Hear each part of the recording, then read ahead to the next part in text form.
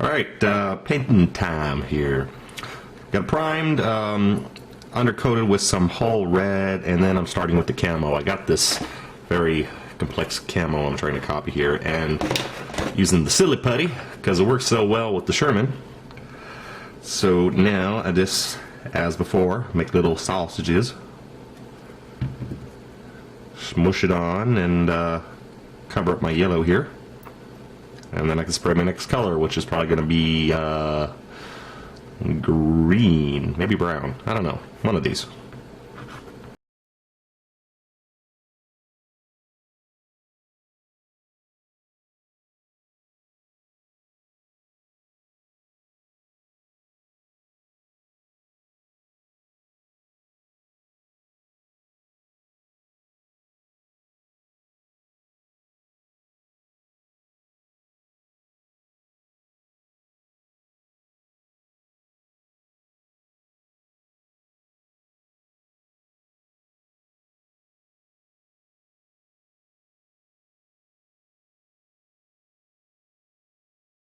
Alright, got my red-brown laid down, and now going on with some more silly putty here.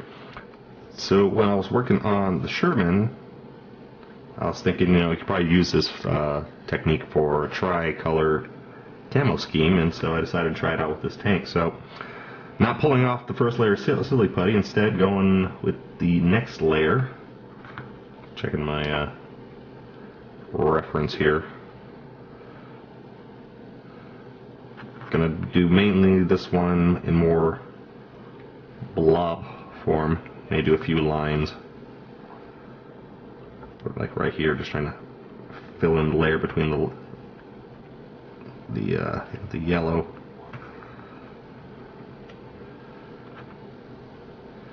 And wherever else I want to smoosh it on.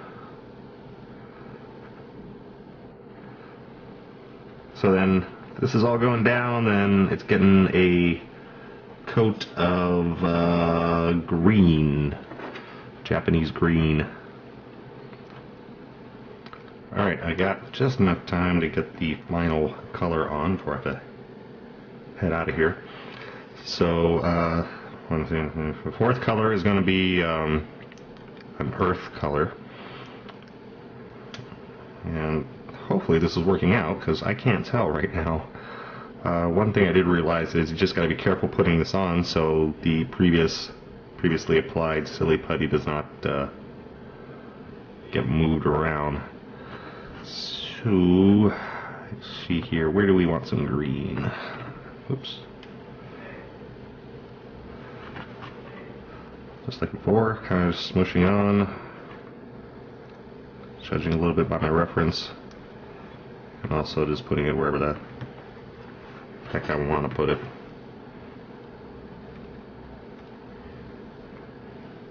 So get this on, spray my earth color, and then finally I gotta yank all this up and see what I'm left with.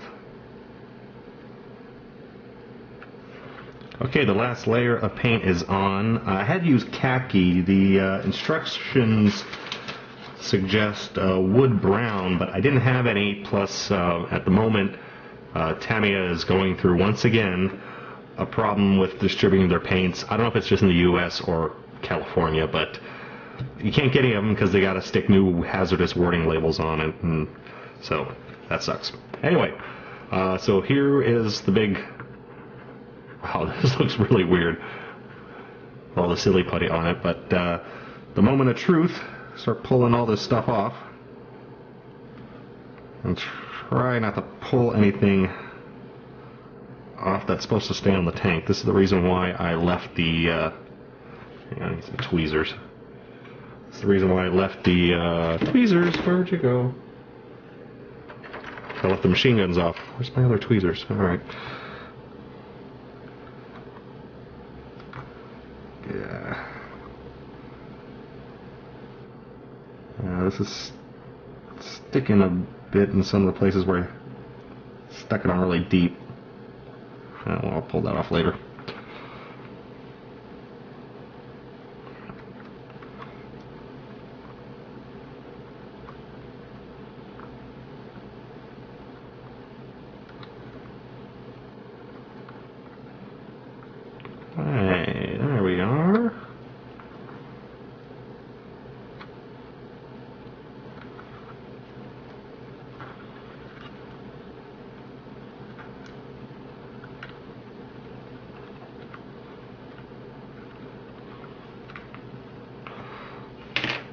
cool.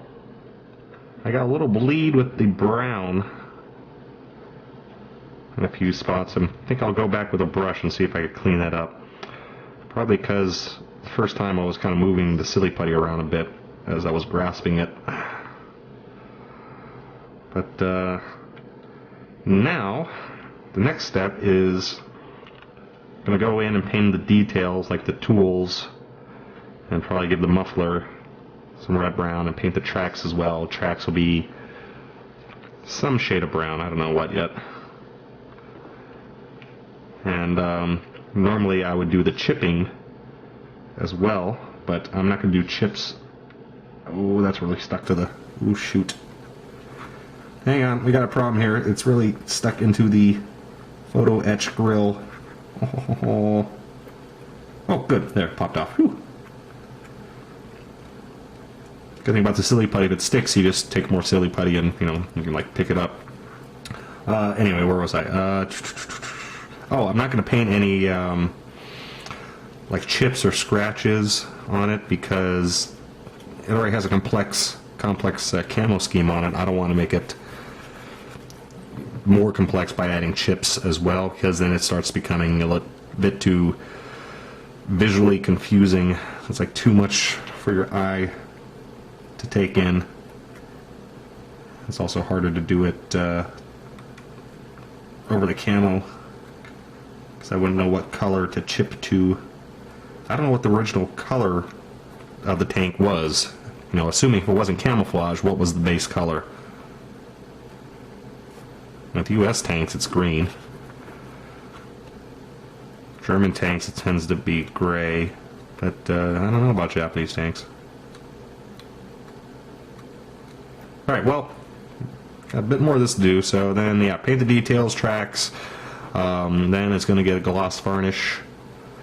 And the decals go on. And then a bit of weathering. So here we are, all painted. Decals are on and ready for the weathering stage.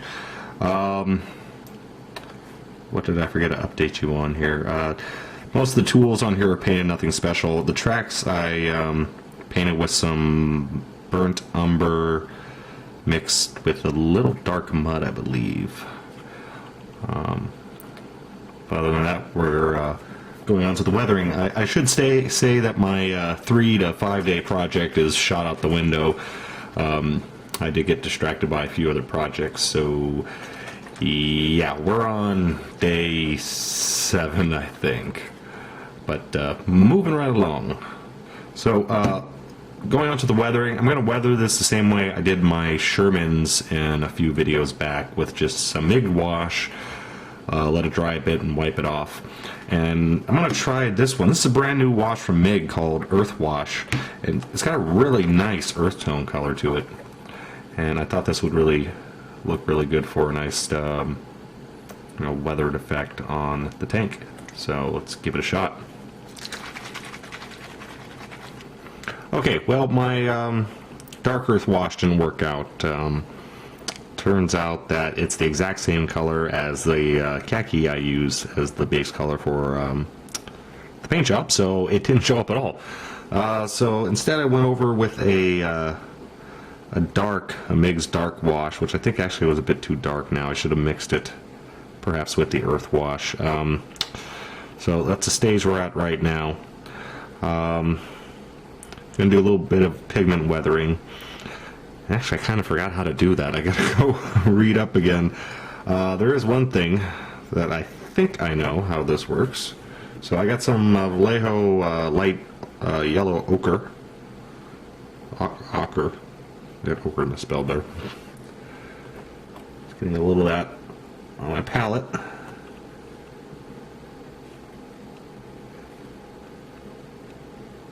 I'm just getting ordinary water here, making a little slurry.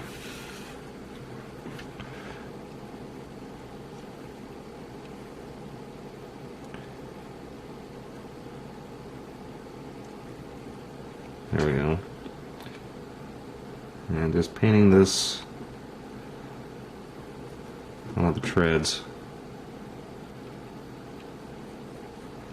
And this is going to represent, like, you know, dirt and dust and what have you trapped in the threads. Then once this is dry, I'm going to go back with Q-tip and rub it off. So this is just going to remain in the recesses. So the pigment dries pretty fast.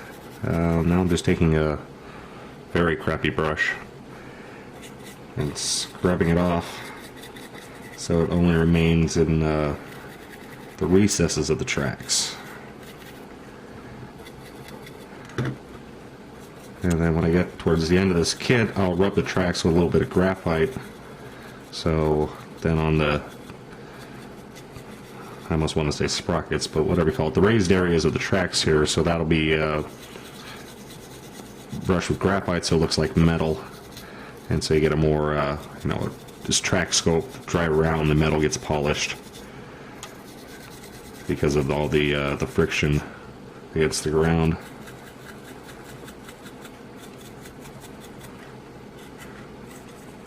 Oops, I think I broke a wheel.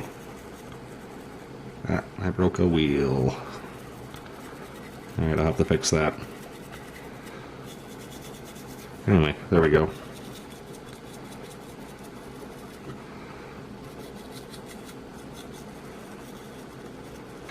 Well, I ended up going just gung-ho, rather than checking my reference on how to do pigments. I just kind of did more what I already did for the tracks.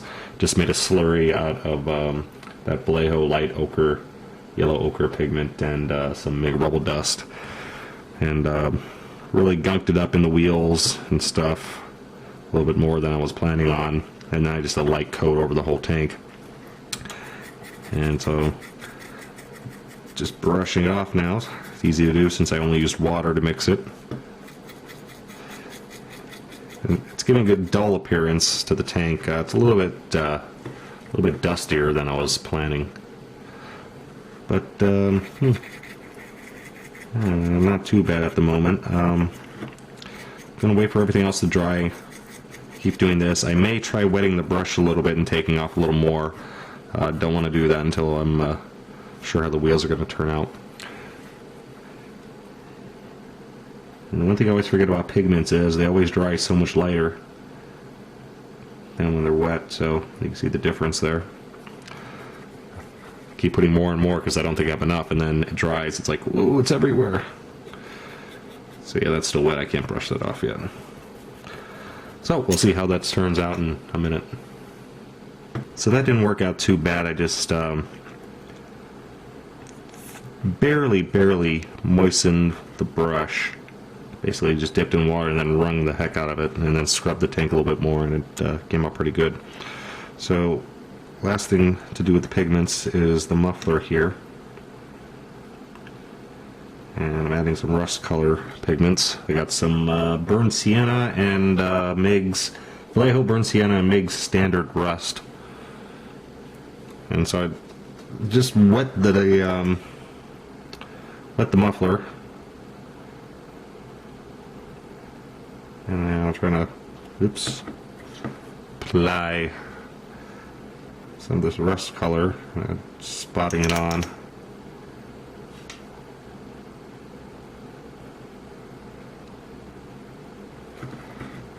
Again, kind of makes a paste here. This time I'm trying to be a bit more careful. And actually, I need another color.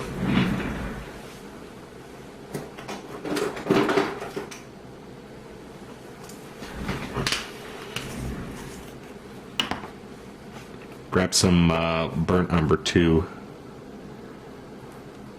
So we got some darker rust.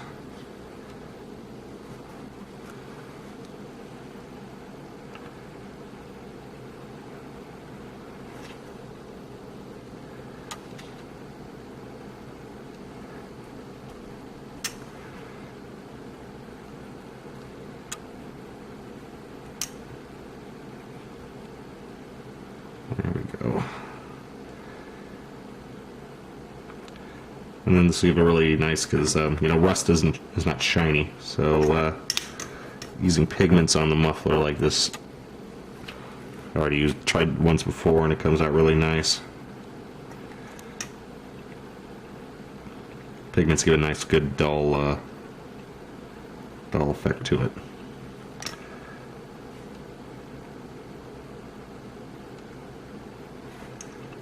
Alright, so there's that. Last thing is, you know what, I'll go ahead and just show you now. My favorite part always, a little ground up graphite here on the tracks. And normally I use my finger, but these tracks are a little tiny, so let's try a cotton swab. Ordinary cotton swab into the graphite. You don't need a lot.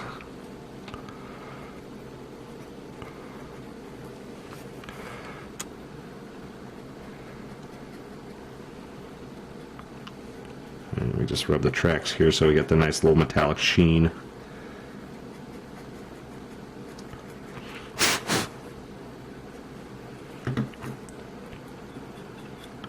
And we'll do this on some other areas too, like the teeth here of the road wheels.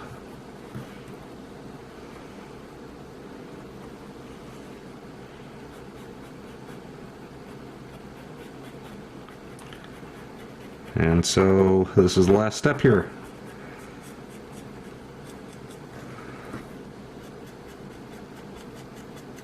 Alright, and here it is, the finished tank. Not bad, pretty good for a 3-day project. Unfortunately, it took 3 weeks. So, you know how it goes. You want to build something really fast, and things pop up and you don't get it done. Well, at least I got this done, way off my time frame, but it is done. Went a little wild with the graphite powder, which I tend to do, so I rubbed it all over the tank as well on the edges, so the paint looks a bit more worn off. But otherwise, it was a fun little kit. Pretty good. I do want to get the other Dragon 72nd scale Japanese tanks. I think they did 1 or 2 more. I think the Hachi, or was this the Hachi? You know, I can't even remember what this was now. But anyway, so it is done. Hope this helped, and as always, thanks for watching.